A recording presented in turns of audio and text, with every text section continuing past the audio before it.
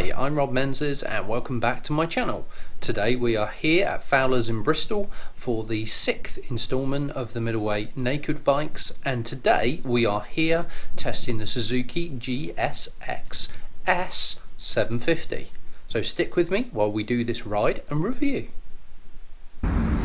Hey, so we've just stopped around the corner from the dealership, just going to do the first impressions of this bike.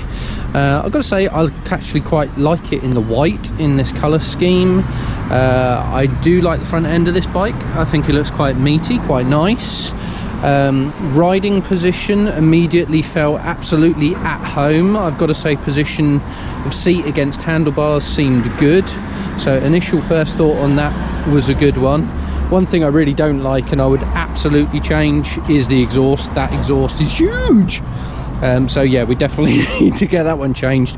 But I think there's a great Yoshimura option, and considering prices of this bike in comparison to everything else I've test ridden, then yeah, not so worried about that one, so we can get that one changed. One of the things you really pick up on this bike straight away, very impressed with, is actually how quiet, how smooth it is. Of everything that I've ridden, I'm really surprised that Suzuki is the one that comes up with the really sweet, calm engine that really sounds sweet as a nut, and very calm, very mellow, got a lovely sound to it. It's very nice, like that. Dashboard, just quickly show you the dash. Not a colour dash on this one, so unlike some of the others, we're back at a black and white dash. However, that said, there is quite a lot. So there's the time, which is currently wrong. You've got a rev counter, you've got a speedo, you've got a gear indicator, you've got how hot the bike is, you've got how many or how much you've got in the fuel tank, and you've got a range on it. And I think you can scroll through and change those, so I'll have a play with that on the test ride. There is a traction control setting. I got all excited when I saw a mode button over here, thinking that I would actually have rider modes. This doesn't have rider modes on it, but what you can do is change your traction control settings. So basically you can up or down the traction control depending on how that feels. So other than that, the only thing I will say, first impressions, two things. Number one, felt very at home on this bike, but then it's a Suzuki and I love Suzuki, so that doesn't come as a shock. The other thing that did shock me actually is how good the brakes are. So considering, well, let's just show you, considering brakes are basically the manufacturer standard brakes, no Brembos, and also rubber hoses, and master cylinder wasn't looking anything special. I was kind of expecting that I would be kind of going the same route as the Kawasaki, yes, when I did that ride the other day. But yeah, so far so good. So I'm going to go out, give this thing a ride. Let's see exactly what we think of it. And next time you see me, I will be back here again and we can give you a ride review. But I will bring you along so you can see some of the ride.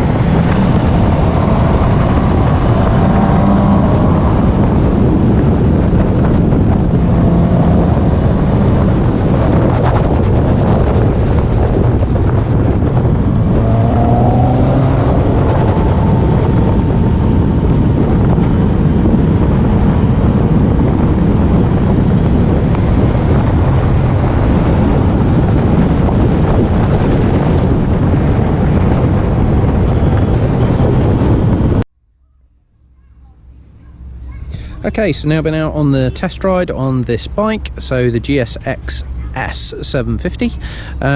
It took me a little while to actually get out and be able to test ride this, to be honest, because roads getting out of Bristol was more traffic lights and traffic lights and slow traffic and dawdling about than unfortunately I've done on any of the other test rides. But what that did give me an opportunity to do is test ride this bike around town, where I've got to say it is extremely compliant. So no worries at all around overheating.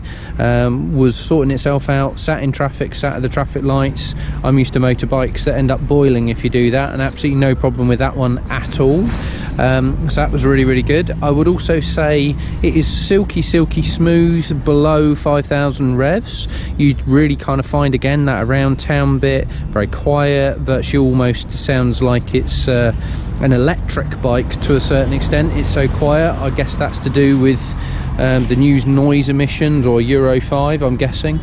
Once you do actually get out on the twisties, you would have seen from the video that it's a bit interesting, because once you get above 5,000 revs and open up that throttle, you get a lovely rasp from the exhaust, but this does actually feel underpowered in comparison to the other things that I've ridden. Now what that did allow me to do, very similar experience as the Kawasaki Z900, where you could really kind of dial in the revs, and you could really kind of get to a stage where as you opened up that rev band, you heard it growl and you kind of wind through the corners. Only thing I would say with this one is it doesn't have that same fun factor.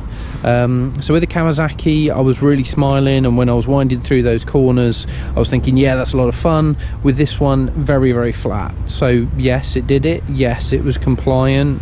Yes, it did what I asked. But yes, you got a growl. Yes, I felt like I was opening up the throttle, but actually we weren't doing big speeds, which is a good thing. But it kind of felt flat, if I'm honest. And if I had a choice, and I was going to be buying, well, I do have a choice. If I'm going to be buying a bike, I would probably compare this to the Z900 out of everything I've ridden, because the other bikes are so different. But I would say if I was buying this or the Z900, I'd be getting the Z900. I just found the Z900 a lot nicer to ride, and I found it more enjoyable as an experience. Also the dash as well, obviously, is quite a basic dash. There's not a lot to it. There aren't any rider modes on this bike, and to be honest, you don't really need the rider modes because of where the power is at. Yeah, it's not an issue, to be honest. Low revs, you're not really getting anything, but it is all year around town stuff. Above 5,000 revs is where you then need to basically go to get any kind of feedback on it, so that you really get it cracking on. You really need to be up the high end of the revs to be really making progress. From a brakes point of view, I would say the brakes are okay. Wouldn't have any complaints about those. Obviously gear change, reasonably light on the clutch, but no quick shifter. So obviously that lets it down. That lets it down a little bit here.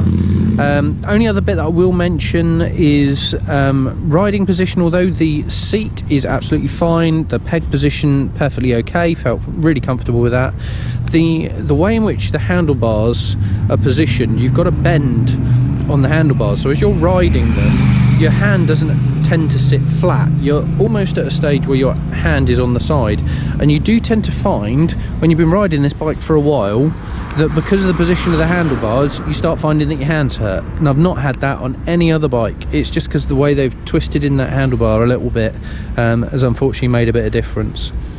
So I've got to say, one positive thing I did like, when you turn in on a corner on this bike, it really holds its line. It really feels like it's on rails. It ain't going anywhere at all. So when you turn in, it almost helps hold that line, almost to the point where you've got to ride it back out of the line again, because it really feels locked in position like you're on rails. And that was actually a really nice feeling. If you compare that to the MT-09, where I was worried because the rear was squatting and I didn't have confidence mid-corner, this is completely opposite to that. So mid-corner on this one, absolutely no problem at all with confidence. This thing felt fantastic mid-corner. Again, I guess probably a little bit like the Triumph, I actually found that just the way that it felt, it was so good mid-corner that it was boring, whereas the Kawasaki, for some weird reason, just didn't give you that feel. It gave you a lot more excitement in the way that it delivered it and rode round corners, and it just felt more flickable and free, whereas this seems more a case of it's mechanical. you kind of turn into a corner, it locks into position, you go around the corner, you come out, and then you ride out of the corner. Just doesn't really give you quite the same thing. So unfortunately, I've got to say, for me on this one, I don't think so. We're going to go back to the dealer. I'll have a bit more of a chat to him. One of the things I do know is finances on this bike should be quite interesting, as it's about £2,500 cheaper than anything else that I've ridden. So let's go find out, and I will sum up in the car as usual. So see you in a minute. Right, so all done, and now back in the car again, having finished the test ride and gone into the dealership and had a decent chat with Fowlers.